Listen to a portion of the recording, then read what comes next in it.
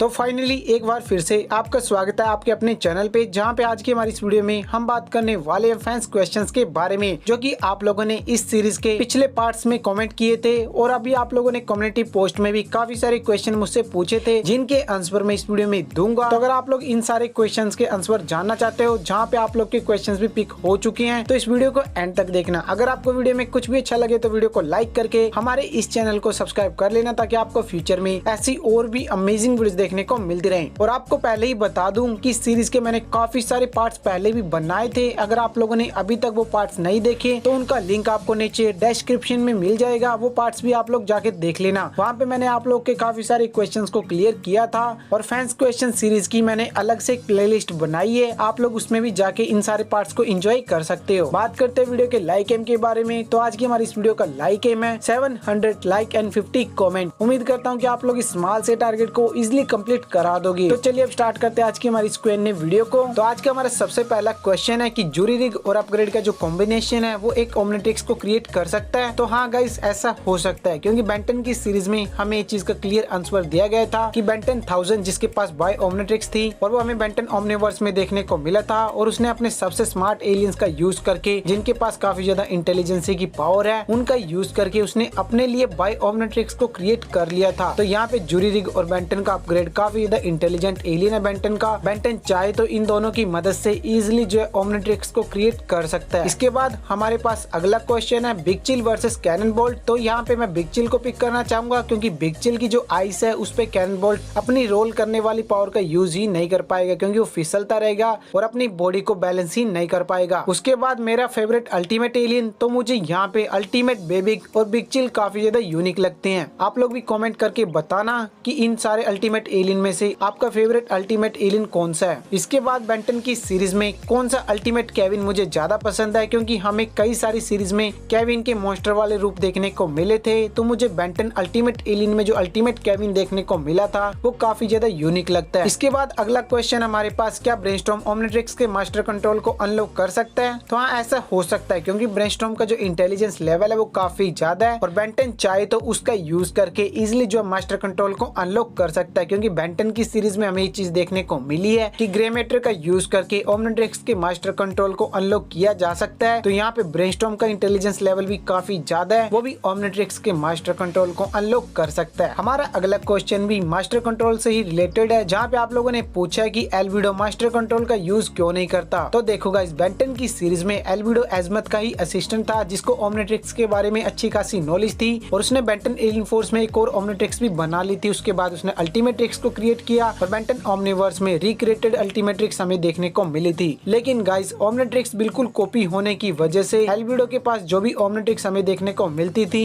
वो सारे एलियन वही होते थे जो कि बैन की ओमनिट्रिक्स में अनलॉक होते थे। और यहाँ पे ओमनिट्रिक्स का मास्टर कंट्रोल अनलॉक करने के लिए एल्बिडो को जो है ओमनिट्रिक्स में कुछ कोड्स डालने पड़ते, जिन कोड्स के बारे में एल्बिडो को बिल्कुल भी पता नहीं था, और इसी वजह से एल्बिडो कभी भी बेंटन की सीरीज में मास्टर कंट्रोल को अनलॉक नहीं कर पाया। इसके बाद अगला क्वेश्चन है, क्या कैनन बोल्ट रोल करने के बाद लाइट की स्पीड से ट्रेवल कर सकता है। तो ऐसा बिल्कुल भी नहीं हो सकता। कैनन बोल्ट की जो स्पीड है वो इतनी ज्यादा नहीं है कि वो लाइट की स्पीड से ट्रेवल कर पाए।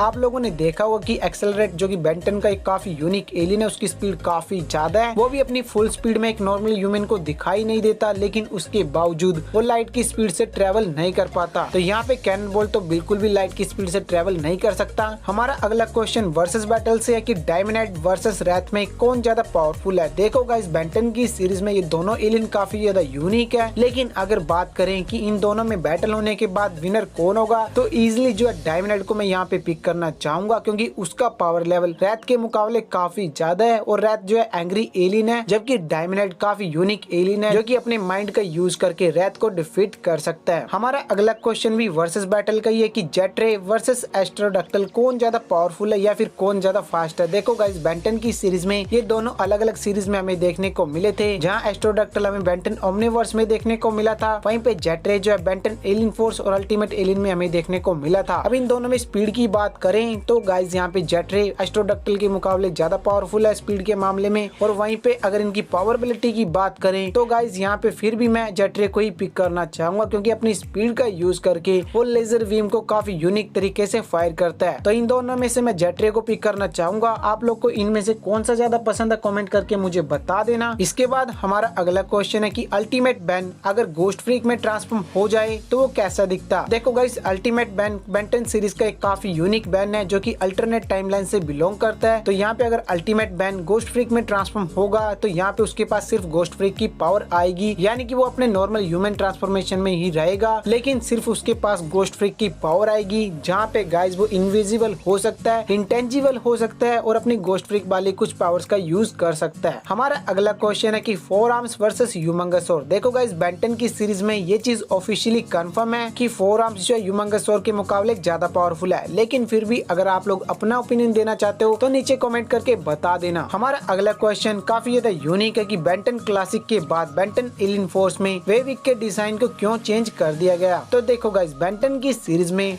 वेविक हमें काफी यूनिक एलियन देखने को मिला था, क्योंकि वेविक बेन 10 का सबसे जायंट एलियन है, लेकिन बेन 10 एलियन फोर्स और बेन 10 क्लासिक के डिजाइन में काफी ज्यादा डिफरेंस था। और अब आप लोग को मैं इसके 2 रीजन बता देता हूँ कि बेन 10 की सीरीज में बेन की ओमनिट्रिक्स में हर एक स्पीसीज के काफी सारे डीएनए होते हैं, यानी कि बेन 10 का जो वेविक है उसकी स्पीसीज यानी कि टोकोस्टार एजमेथ जो है काफी सारे टोकोस्टार्स के डीएनए को कलेक्ट करता है। तो यहाँ पे बेन 10 एलियन फोर्स में जब बेन की ओमनिट्रिक्स रिकैलिब्रेट हो गई थी उसके बाद डीएनए चेंज हो गया और उसके बाद किसी और वेविक का जो डीएनए है वो ओमनिट्रिक्स में आ गया था, जो हमें बेन 10 एलियन फोर्स में देखने को मिला था। लेकिन अगर इसका सेकंड रीजन बताऊं तो ये सिंपल है कि बेन 10 के क्रिएटर्स चाहते थे कि इस डिजाइन को बेन 10 एलियन फोर्स में कुछ इस तरह से रखा जाए। तो ये 2 रीजन थे जिस वजह से हमें बेन 10 एलियन फोर्स में वेविक का डिजाइन अलग देखने को मिला था। इनमें से जो आपको सही लगता है वो कमेंट करके मुझे बता देना। इसके बाद हमारे पास क्वेश्चन है कि एटॉमिक्स वर्सेस एलियन एक्स। देखो गाइस, यहाँ पे अगर बात कर ली जाए इन दोनों में से पावरफुल की तो एलियन एक्स बेन 10 का अब तक का सबसे पावरफुल एलियन है, वहीं पे एटॉमिक्स बेन 10 का सेकंड सबसे पावरफुल एलियन है, जो कि एलियन एक्स को डिफीट नहीं कर सकता। डिफीट करने की बात तो काफी ज्यादा दूर की है, वो उसे टच भी नहीं कर सकता। तो यहाँ पे एलियन एक्स इन दोनों में क्लियर विनर होगा। तो ये थे आज की हमारी Q&A वीडियो के क्वेश्चन। अगर आप लोग का क्वेश्चन इस वीडियो में पिक नहीं हो पाया तो आप लोग नीचे कमेंट करके मुझे बता देना, हम उस क्वेश्चन को नेक्स्ट वीडियो में डिस्कस करेंगे। तो आज की हमारी ये वीडियो यहीं तक थी। अगर आपको वीडियो में कुछ भी अच्छा लगा तो वीडियो को लाइक करके हमारे इस चैनल को सब्सक्राइब कर लेना, ताकि आपको फ्यूचर में ऐसी और भी अमेजिंग वीडियोस देखने को मिलती रहे। तो चलिए गाइज, मैं मिलूंगा आपसे हमारी अगली वीडियो में। तब तक के लिए आप लोग पहले अपलोड की गई सारी वीडियोस देख लेना, वो काफी ज्यादा औसम है, एक बार चेकआउट कर लेना।